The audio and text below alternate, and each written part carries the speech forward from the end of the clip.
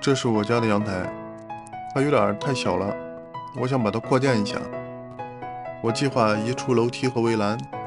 把托梁向外延长12尺。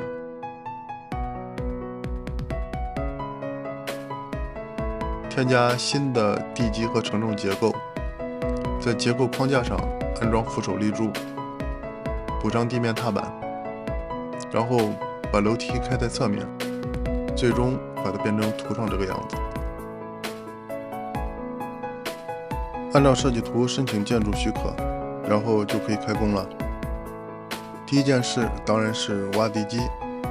我们全家3口一起动手，很快就挖好了3个洞。这里我使用的是直径12寸的 Sonotube。使用 Sonotube 的优点很多，其中最重要的一点是用它浇筑出来的水泥柱表面是光滑的，在经历春夏秋冬周围泥土起伏变化的时候，不会连带水泥柱一起运动。浇筑我们这个尺寸的水泥柱是可以不放钢筋的，但是我还是放了几根10毫米直径的钢筋，心理上会感觉更结实一些。等待水泥固化的时间，我就可以拆楼梯了。只是这个楼梯和我接下来要做的新楼梯尺寸并不一致，没有办法重复利用，稍微有点可惜。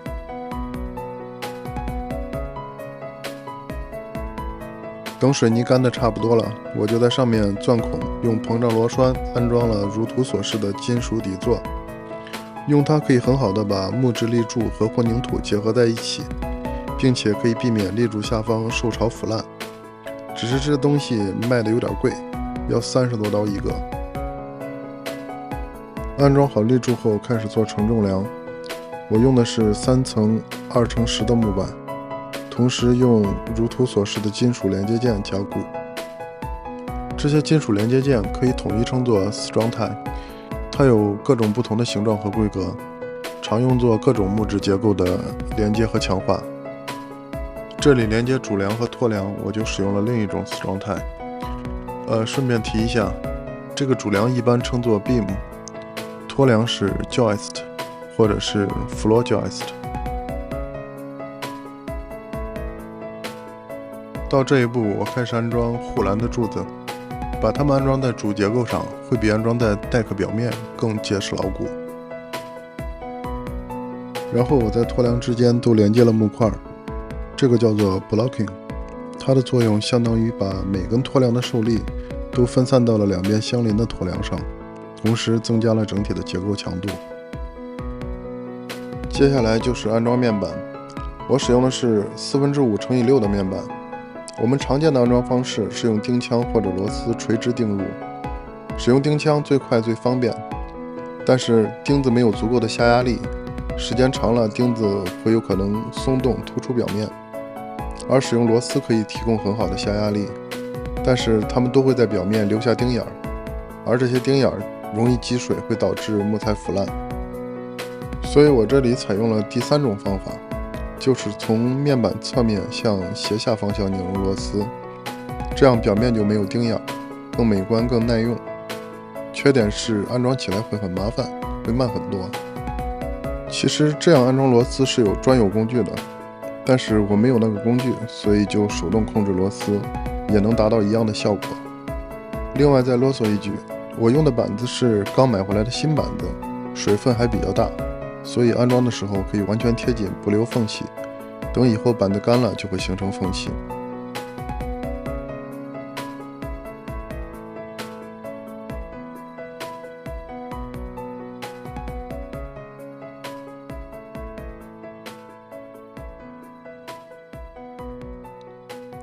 还有一点就是，如果我们是做全新的deck，安装面板我建议是从外侧开始做，第一片是完整的板子，到最后一片贴近墙边时，可以根据需要裁切板子宽度，不影响整体的美观。而我这个情况就只能是从内向外安装，所以我在做托梁的时候已经计算好了最后一块面板的位置，并且在安装过程中多次测量核对，以保证最后一块面板可以完美的贴合边缘。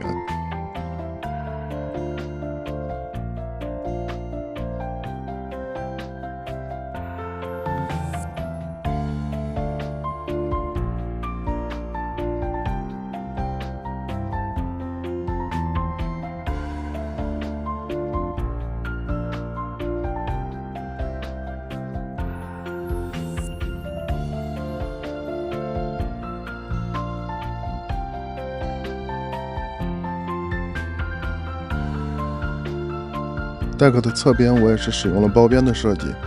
而且我是先安装的扶手立柱，所以这些边缘处理都会麻烦很多。但是为了美观，我觉得这些麻烦都是值得的。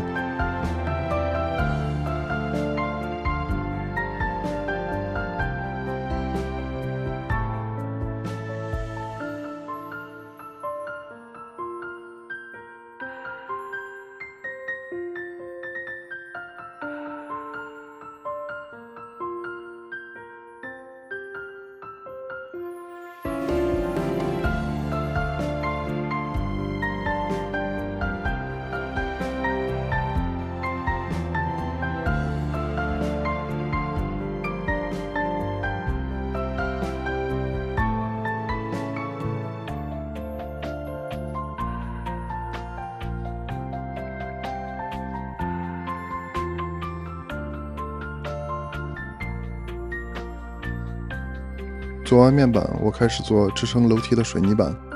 找好位置，标记水平，做个木框，浇筑混凝土就行了。为了更结实耐用，我也放了一片铁网进去。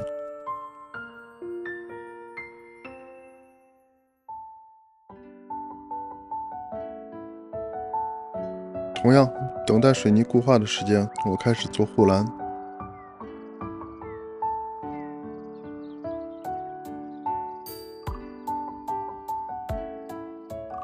护栏的扶手一般可以用2×4来做，但是这里会出现一个小问题，因为2×4的扶手和4×4的立柱同样都是3寸半宽，而立柱是有倒角的，如果把它们直接相连，倒角处就会形成一个豁口。为了解决这个问题，我把2×4切去半寸，然后再加工出同样的倒角，这样再和立柱连接就会好看很多。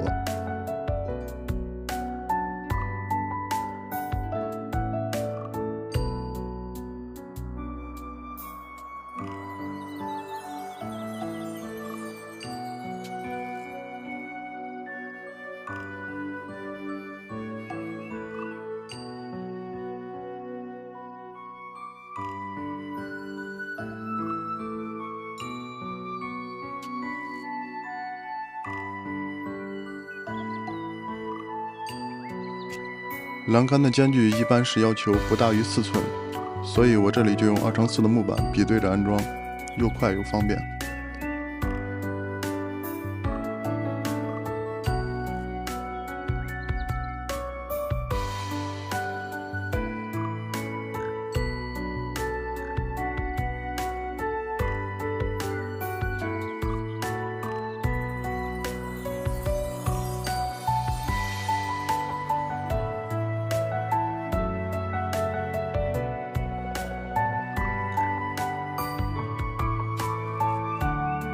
最后就是做楼梯了，我按照每级身高7又1/4寸，踏面宽度11寸来做，实际楼梯刚好抵达托梁的下沿。如果你观察仔细，会发现我楼梯开口处的2个柱子向下穿过托梁还有很长。我可以把楼梯板固定在这2个柱子上，然后再截取多余的部分，用来做楼梯护栏的柱子。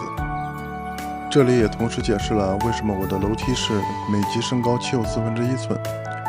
因为托梁的高度是7又1/4寸，这样才可以让每级楼梯的高度一致。而踏板选择11寸宽，也是因为我的面板是5寸半的宽度，11寸刚好是2张板。可能细心的你还会问，那怎么能水泥板和deck面板的落差刚好是7又1/4的整数倍呢？这是因为我在浇筑水泥板之前已经详细计算了楼梯的落点。它是一个3维的位置， x、y、z 3个轴向都要计算一下，但是并不难。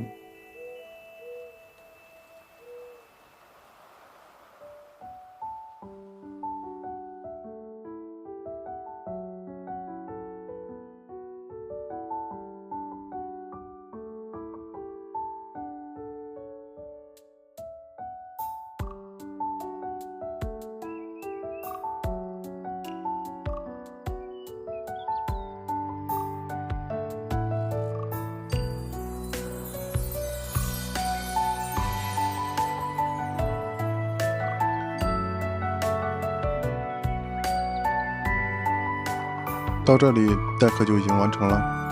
简单打磨一下。等过一段时间木头全部干透，就可以上漆了。